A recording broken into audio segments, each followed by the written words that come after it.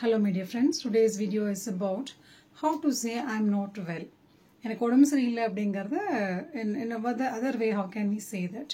First one என்ன பாத்தீங்க அப்படின்னா I am not bit off today. நான் எனக்கு வந்து ரொம்ப மாதிரி ஆஃப்ல இருக்கேன். எனக்கு இன்னும் I am not feeling well. So எனக்கு நான் out of focusல இருக்கேன் அப்படின்னு சொல்லலாம். Second one என்ன பாத்தீங்க அப்படின்னா I am feeling lousy. Actually இது வந்து I am not ill. எனக்கு உடம்பு சரியில்லை அப்படிங்கிறது இல்லை ஆக்சுவலா.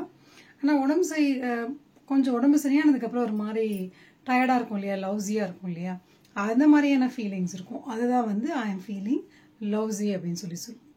நெக்ஸ்ட் என்ன பாத்தீங்க அப்படின்னா I am feeling a bit sick. எனக்கு நான் ஏதோ கொஞ்சம் உடம்பு சரியில்லாத மாதிரி ஃபீல் ஆகுது. பிட் சிக், கொஞ்சம் முடியாம இருக்க மாதிரி ஃபீல் பண்றேன் அப்படின்னு சொல்றது தான் I am feeling bit sick. Next ஒன்று என்ன பார்த்தீங்க அப்படின்னா I am bit out of sorts.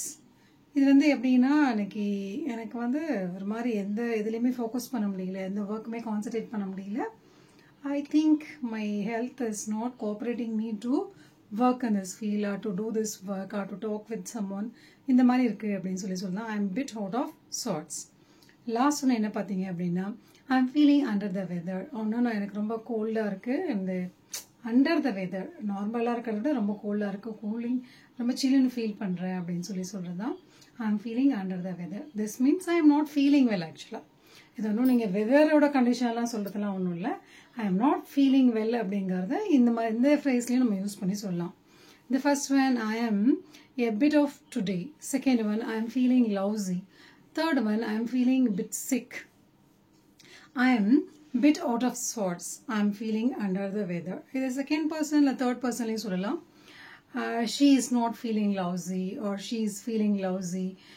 She is feeling a bit sick.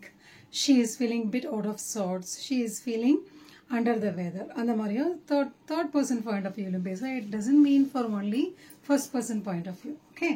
So these are the other phrases to say I am not well. Thank you for watching my video.